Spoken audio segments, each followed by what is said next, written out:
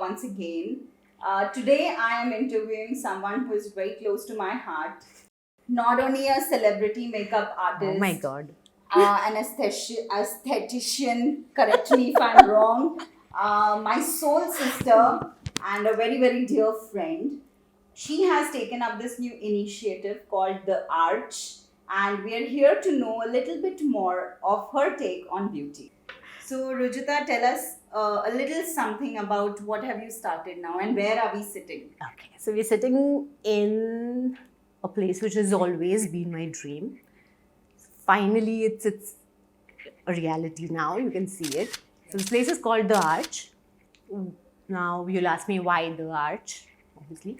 So it's the initials of the main founding pillars actually around me who've always been there for me. So it's or the names, the initials basically of my mother, my brother, my father, my sister-in-law, all our names put together. And when you combine all of our names, it turns out to be an arch. Now, again, what resemblance does it have with beauty?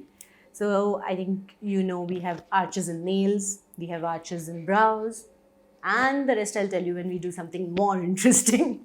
Sure. So, all of us, we've heard of this popular quote which says that, beauty lies in the eyes of the beholder. Now, I want to ask you, what if the beholder happens to be yourself? And sometimes when you look in the mirror, you don't like what you see. It's not like you dislike yourself, but you don't like what you see. You want to be better. With me, it happens that if I find myself bloated or looking a little fat, then my social You stop outings going and out yes, and everything goes goes down. down. And you really don't know what to do around it. Of course, there are these diets that you can follow, but is there anything like can complement that process? So let's get to the first half of your question. Yes, beauty does lie in the eyes of the beholder, and the beholder being us, it's not wrong. It's not that you dislike yourself. It is just that someday you're not comfortable looking at yourself because you can do better, right? We all have been on those days where you look fabulous. You don't flatter yourself for that one day.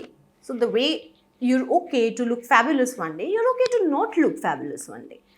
But rather than sitting and saying, oh, you know what, people are going to say things about me, or they're going to think that it is all fake or stuff like that, that's not the thing.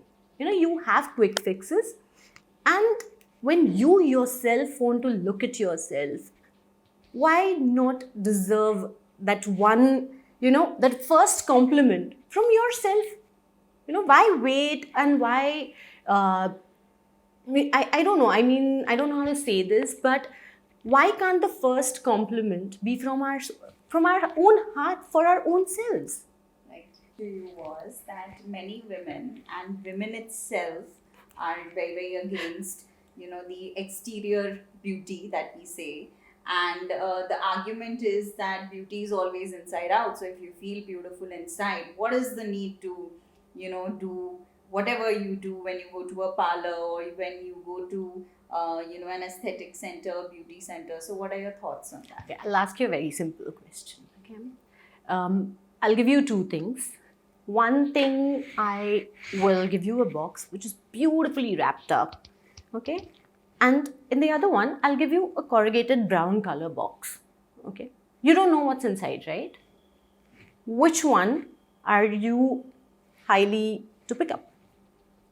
High probability is to the one that is nicely crafted. So, I'll tell you what happens here. I'm not saying that you have to do things to look beautiful because you want to, mask what is inside. It's not like that. It's a very simple thing that you're all beautiful inside. But how will someone know that you're beautiful inside?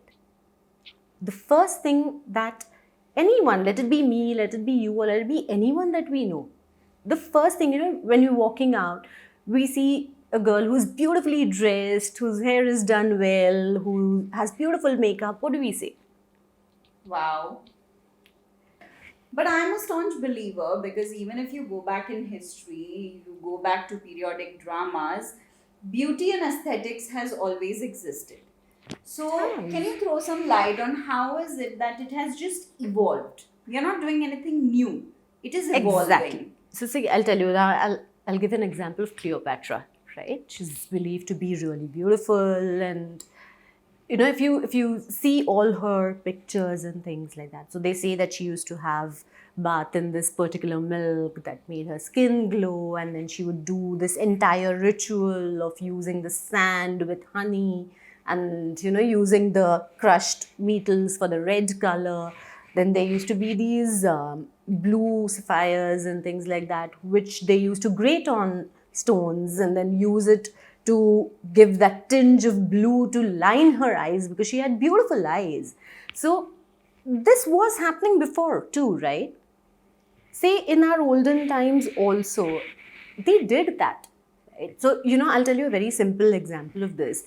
When our grandmothers were younger, you remember them telling us that धूप देते थे अपने बालों को. What is Right. that?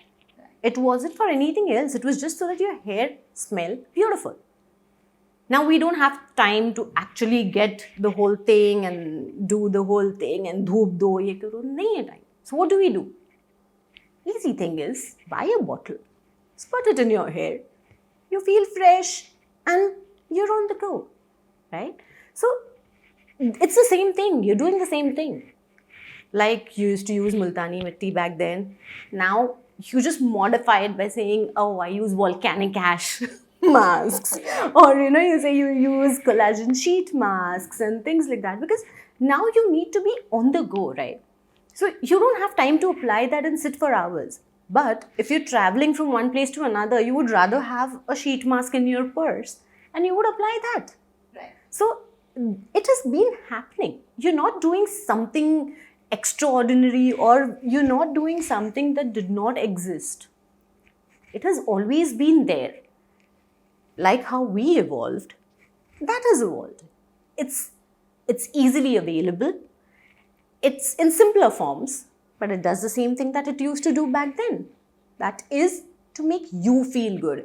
I keep on saying you feel good because I want people to know that it is for yourself and it is not for others. Correct. As long as you like to see yourself beautifully made up, I don't think we should really care about what anyone else is saying, because it's like you wear a red colored glare and you see the whole world red. So imagine you feel good in your skin and your hair, and you wake up with that, the whole world is going to look good to you, right? So why not? I mean, why not? I would want to get up every day and have the thing, you know what, it's a good day. Why not? I get it. So I think this is a very sweet tete-a-tete that I had with my very good friend. So from flattery lashes to glowing skin to rosy pink lips and to just being beautiful inside out. If you ever want to have this experience, all you need to do is come and visit Rujuta at the Archh. Archh. All the details are mentioned in the caption, so do come and have a beautiful day. Thank you. Bye.